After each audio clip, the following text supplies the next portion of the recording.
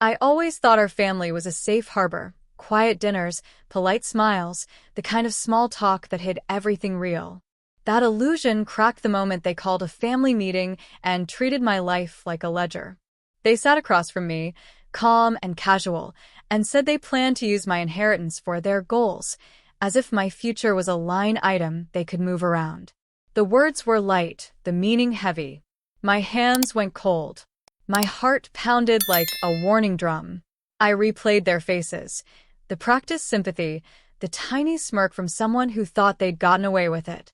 In that instant, I understood something deeper than greed, a pattern of dismissals, of being overlooked and underestimated, of being written out of decisions that would shape my life. The shock didn't fade. It burned. I could have walked away quietly, swallowed the betrayal like I always had. Instead, the betrayal lit something inside me that had nothing to do with anger and everything to do with writing the ledger. I started planning, not for reconciliation, not for a scene, but for a truth so undeniable it would topple the story they'd been telling themselves. How far would I go to reclaim what was mine and make them face what they'd done? Before that day, my life felt steady, predictable, even comforting.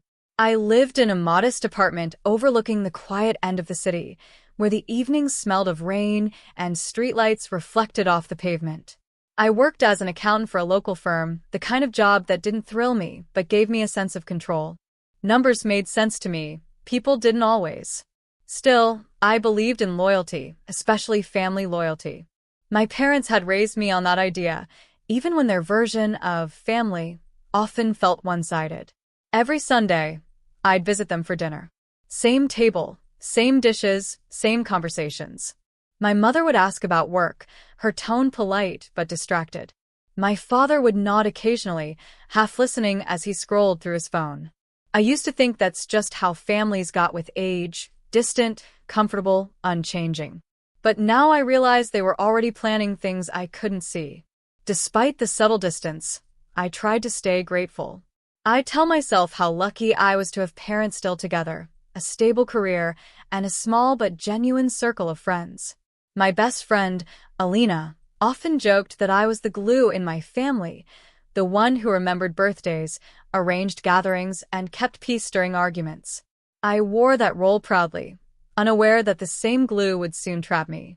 The first hints of tension were small.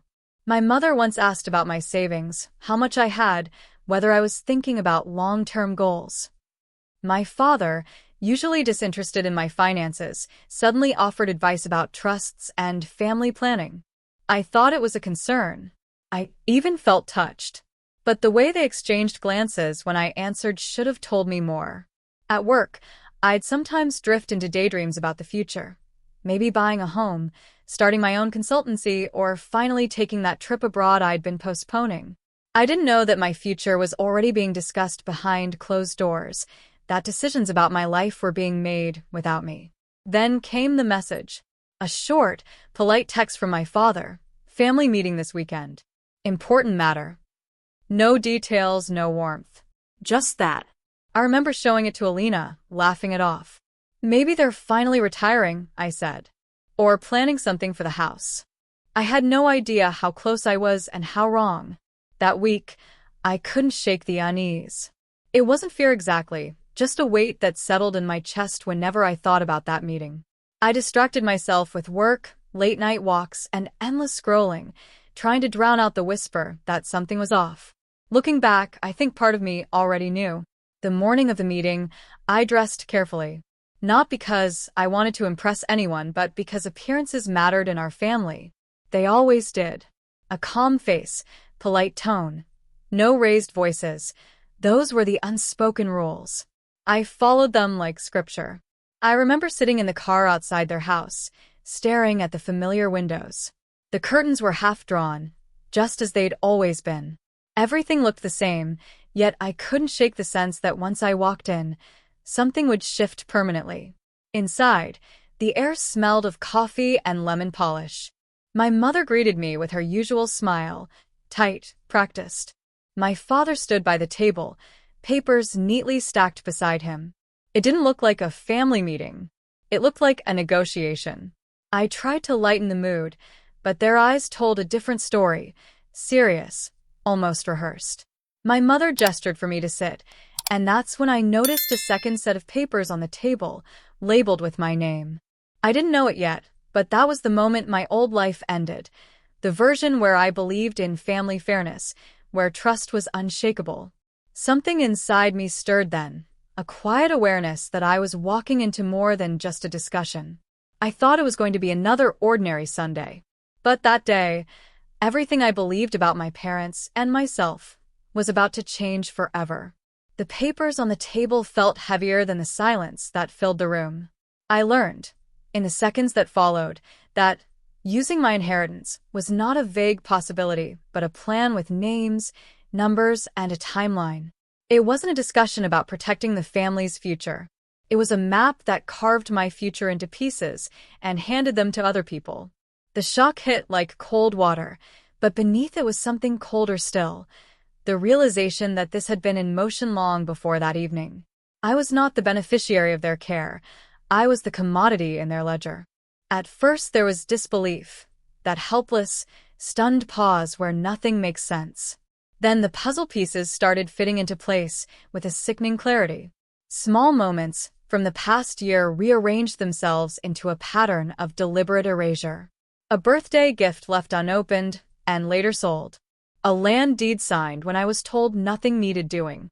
Mother's sudden interest in my savings disguised as concern. Father's offhand comments about legacy and helping the younger generation when he meant securing his own comforts. The tiny betrayals that had felt like nothing at the time suddenly read like rehearsed steps in a choreography to displace me. I tried to trace when it began. The first concrete sign was a bank transfer I found while doing what I did best, reading numbers until they yielded truth. An anonymous transfer from a joint account, routed through a shell of a trust one had never heard of. The dates lined up with vacations they said were paid for by their savings. The math did not add up. The realization landed like a punch. My parents had been siphoning my future to fund a life that did not include me. Anger came slow at first, a smoldering ember beneath my ribs. It grew into a steady burn as I dug deeper. I became a quiet investigator in my own life. I read through old emails, clicked through backup files, and found a contract with a lawyer whose name did not ring any bells. There were photos, too. Pictures of handshakes, of smiles at an office I did not know existed, of documents stained with coffee. Each discovery tightened a knot in my throat and sharpened a focus that felt almost clinical. Betrayal had transformed into a task: document everything, understand every loophole, find the weak link. I confronted them, but not in the dramatic way movies insist upon. My confrontation was a stillness that said I had seen too much to be comforted. Their explanations, thin, practiced, familiar, slid off like rain on wax. I watched their faces and cataloged the micro-expressions, the automatic apology that meant nothing, the avoidance, the flicker of annoyance that I would make a scene. Their calm was a cover for calculation. They had expected me to be crushed, to fold back into the role of the grateful child, grateful for crumbs. They had not anticipated that humiliation would spark a resolve. That resolve was not sudden revenge. It was methodical. I began by protecting myself. I changed passwords, secured my accounts, and moved what I could into places they could not touch without notice. I called financial advisors, not to enlist them as accomplices in retribution, but to arm myself with knowledge. Every new piece of information tightened my grip on what was mine. With each small victory, my fear thinned and my anger sharpened into something usable. But knowledge alone was not enough. I needed leverage, a way to make them feel the precariousness of the narrative they had woven. They had built their plan on the assumption of my obliviousness.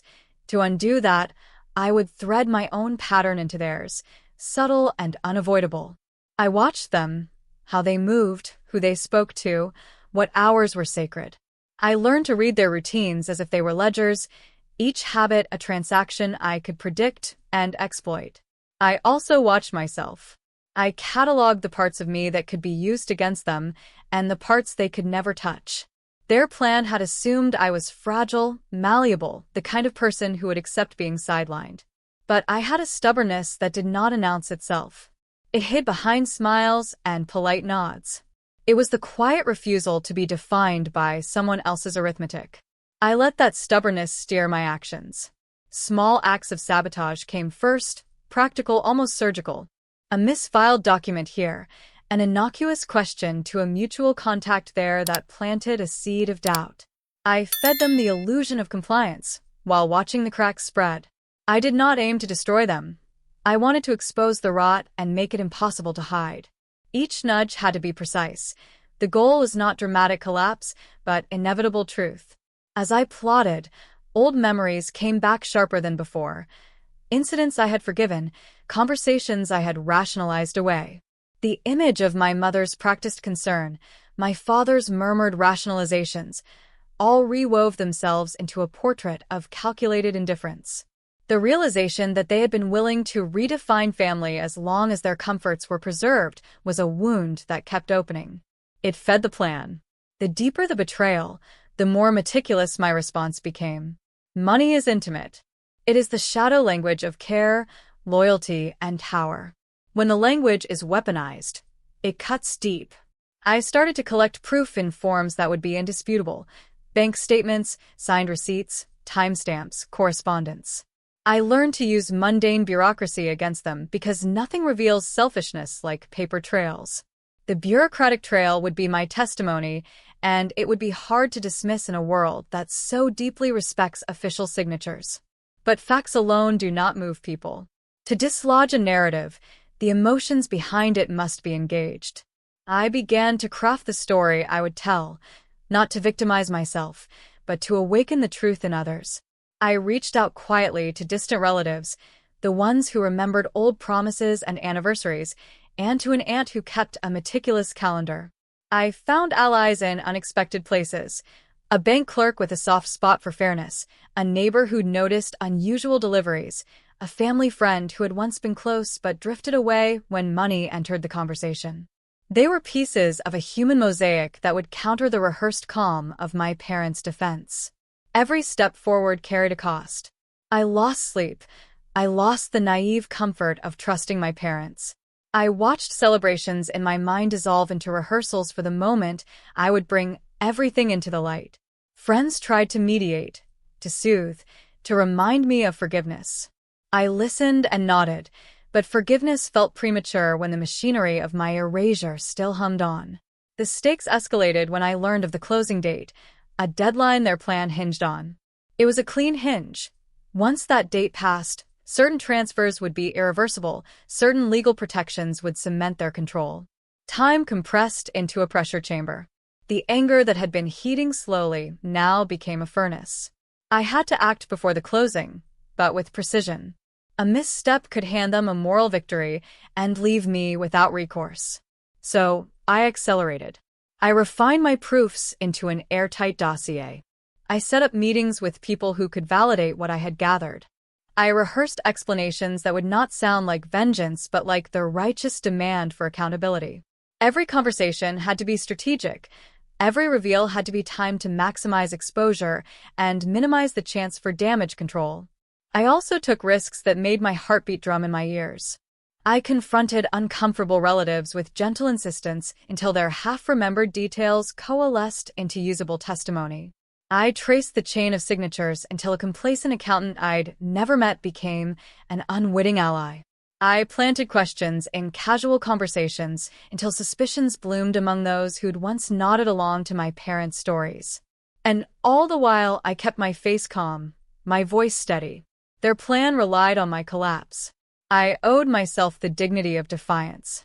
I would not hand them the satisfaction of watching me crumble. Instead, I would let them continue believing they were untouched, even as the net closed in around them. There were nights when doubt gnawed at me. Had I become the person I despised, manipulative, calculating, bent on revenge? Was my anger just another form of greed, a desire to reclaim not only money but dignity? Those questions blurred the edges of my clarity, but they did not stop me. If anything, they made me more careful.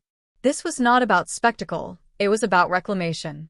The plan was not to punish for cruelty's sake, but to restore the balance that had been so thoughtlessly overturned. As the final week before the closing date arrived, everything felt ready and unbearably fragile. Allies were in place, the dossier was sealed, and the most damaging facts were primed to be revealed at the exact moment when they could not be deflected. I could feel the pulse of consequence in my veins. I had become an architect of truth, and the blueprint hummed with possibility. Then, on the eve of what I had planned to be the turning point, something unexpected happened. An event so small and yet so potentially catastrophic that it threatened to unravel everything I had built. It was a message, a phone call, a detail I had not anticipated. In an instant, the neat lines of my strategy blurred, and I was forced to confront a choice: to abandon months of careful work for safety, or to walk into the unknown and risk everything for the certainty of justice. I sat there, dossier in hand, feeling the weight of both consequence and possibility. The night pressed close, and the next move would determine not just the outcome of a legal maneuver, but whether I could force my family to see the person they had tried to erase. What I decided next would change the course of all our lives. The morning of the turning point arrived thin and bright, as if the sun itself had no appetite for drama. My hands felt foreign on the steering wheel, steady but trembling underneath, while the dossier sat in the passenger seat like a sleeping animal I was about to wake. Everything I had done up to that point funneled into a single motion: deliver the evidence, trigger the freeze, and force the truth into daylight where it could no longer be massaged away. I walked into the meeting room with a calm I did not feel. The room smelled of cheap coffee and polished wood. The hum of the air conditioner was a tiny, clinical accompaniment to my racing thoughts. My parents were there, as expected, their faces a study in composed unremarkability. Around them sat 2 lawyers, an accountant, and a bank officer, the very people who had been quietly complicit, or at the very least indifferent. They had arranged their defenses like a small, tidy wall. I had come with a wrecking ball wrapped in facts. I set the dossier on the table without theatrics. The leather cover made a soft sound that felt loud in my ears. I had organized everything to be incontrovertible: signed receipts, stamped bank transfers, email chains, witness statements, and notarized affidavits.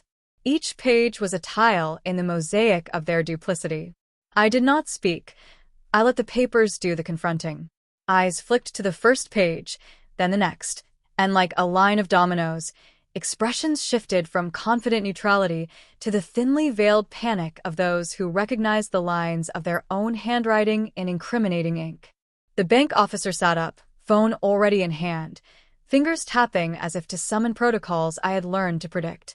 The lawyers exchanged looks that were not comforting. My mother's mouth tightened. My father's knuckles whitened against the armrest of his chair. For a brief, dangerous second, I felt a wash of pity, sharp and surprising, and then it moved through me like cold fire. Pity would not undo what had been done. There was a flurry of movement. Documents were compared, timestamps checked, a soft chorus of procedural language that meant action was being taken. I watched as the bank officer transmitted a request to freeze the flagged accounts. I watched as a lawyer called for an immediate injunction to block the closing. The mechanisms I had spent weeks assembling, expert statements, legal counsel, the aunt's calendar entries, were being activated. They were things of system and structure, impersonal and relentless. That was the point: to weaponize the machinery they had trusted to hide behind. My parents tried, in small ways, to explain away items, old wills, ambiguous clauses, verbal agreements remembered differently. But the paper trail was precise. It did not bend. It showed transfers routed through intermediaries, invoices raised for phantom services, signatures that matched. Their rehearsed comfort unraveled under the weight of specificity. I saw the light leave their faces in stages, like the slow dimming of a theater bulb. What I felt in that room was not a single emotion but a complicated stack: vindication, grief, and odd, aching relief.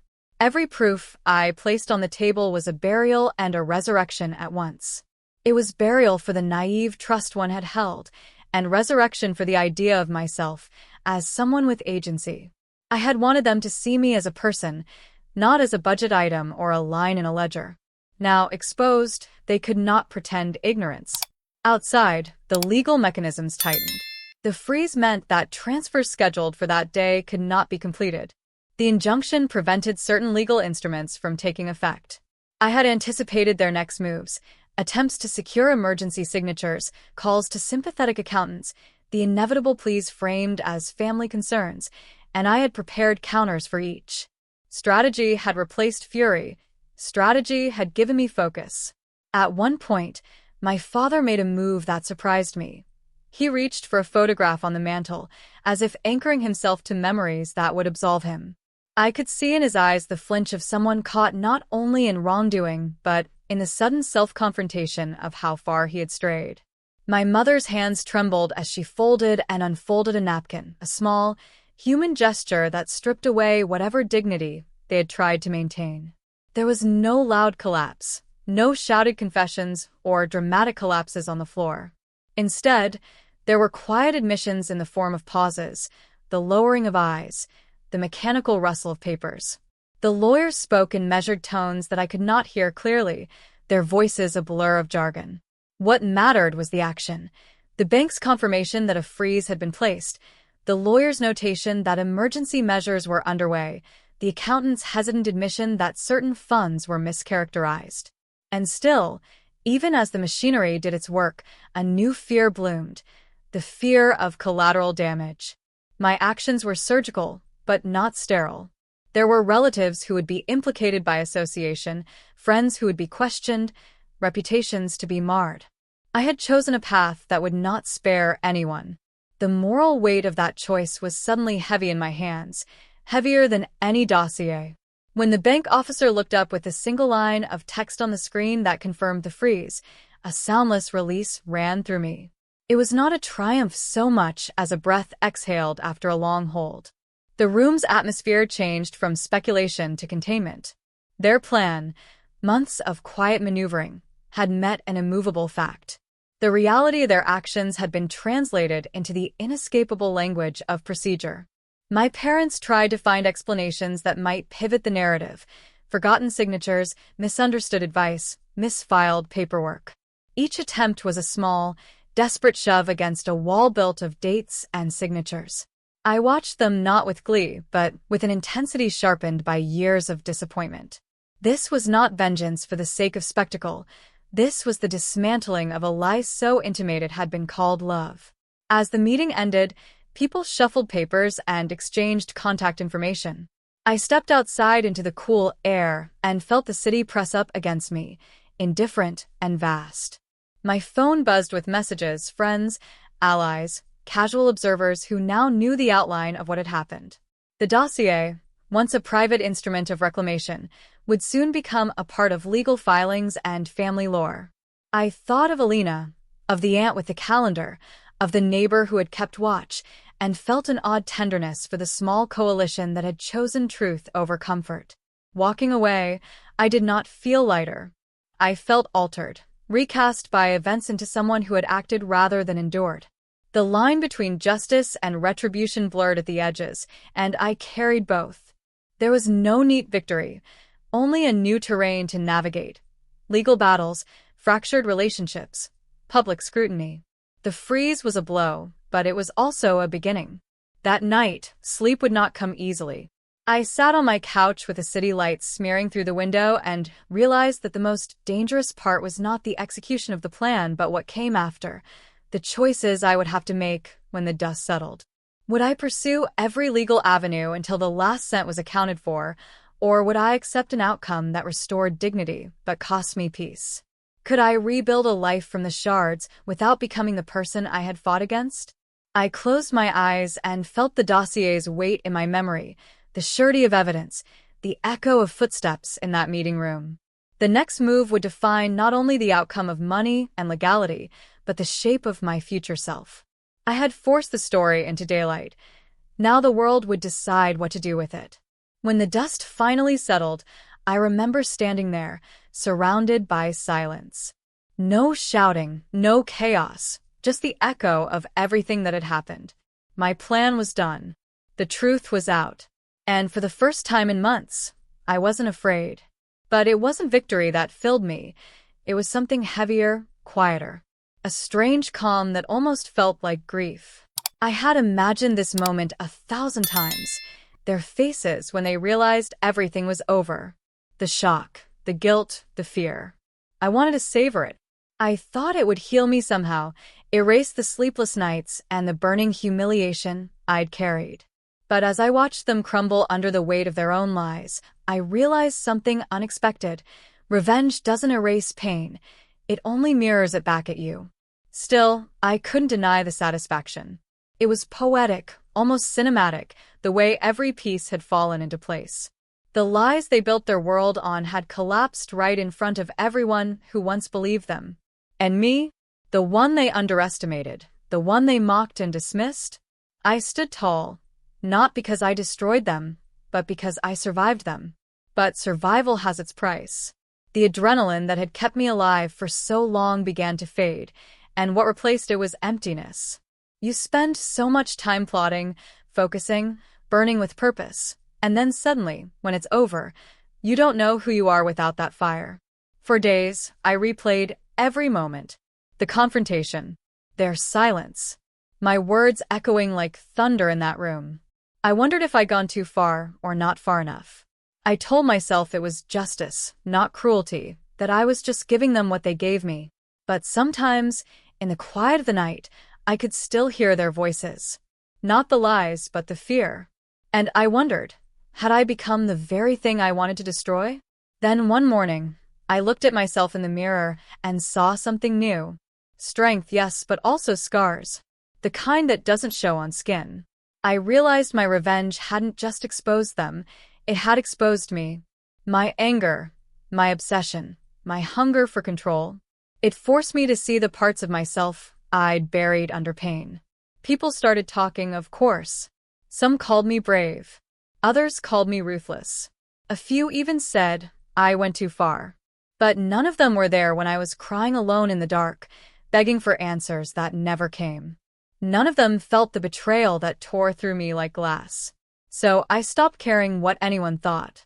This was my story, my truth, my closure. But closure isn't always what you think it is. It doesn't come neatly wrapped with forgiveness or peace. It's messy. It hurts. It's the moment you realize that even after winning, you still have to live with everything that happened, what they did, what you did, and everything in between. I started writing again. Not to justify what I'd done, but to remember it, to understand it. Every word became a confession, a release. And somewhere between the pain and the pride, I found a strange kind of freedom. I wasn't the same woman I had been when this began. I was harder, yes, but also wiser. Looking back, I can see the pattern so clearly now. How betrayal transforms you, how anger consumes you, how revenge tempts you with the illusion of control. We tell ourselves we're taking back power, but what we're really doing is surrendering to the very darkness that broke us. And yet, would I do it all again? That question haunts me sometimes. Because deep down, I know the answer isn't simple. Part of me would say no, that revenge changes you in ways you can't undo. But another part, the part that still remembers every cruel word, every lie, every time they made me feel small, she whispers yes. Because without it, I might never have found my voice again. That's the truth about revenge. It doesn't just destroy. It also transforms. It burns away illusions, leaving you raw and real. And maybe that's why it's so intoxicating. Because for one fleeting moment, you feel powerful again. You feel seen. But here's what I've learned. Power built on pain never lasts. What does last, though, is choice, the decision to rise from it, to build something better than the person you had to become to survive. I walk differently now. Not lighter, not happier, but grounded. I've seen the worst in others and the darkness in myself, and somehow, I'm still here. Still standing. Still learning that strength isn't about revenge. It's about refusing to let betrayal define the rest of your life. And maybe that's the real victory. Not the downfall of those who wronged me, but the rise of the person they could never destroy. So if you're listening to this and you've been where I've been, betrayed, broken, burning for justice. Just know this. Revenge may give you the last word, but healing gives you the last piece. You have a choice. You can let their betrayal become your identity or your turning point. I made my choice. I walked away with my truth, my scars, and a story that no one can rewrite. Because in the end, revenge doesn't define you, what you do after does. So I'll leave you with this. If someone shattered your world, would you spend your life trying to break theirs, or would you build a new one where their power no longer matters?